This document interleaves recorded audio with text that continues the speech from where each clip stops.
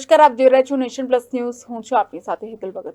Gir સોમનાથના Kodinar Sutrapada highway ઉપર ધામલેજ ગામે તંત્ર દ્વારા દબાણો હટાવાય તે પૂર્વે નિરીક્ષણ કરવામાં આવ્યું હતું.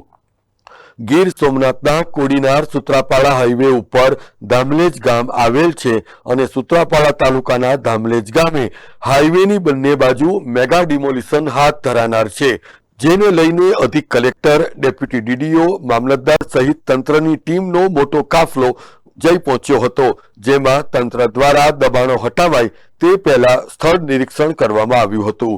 તંત્ર દ્વારા શાળા, આંગણવાડી, બેંક સહિતના વિસ્તારોનું નિરીક્ષણ કરીને તંત્ર દ્વારા લોકોને સ્વૈચ્છિક રીતે દબાણો હટાવી લેવાનો પણ આદેશ કરવામાં આવ્યો છે.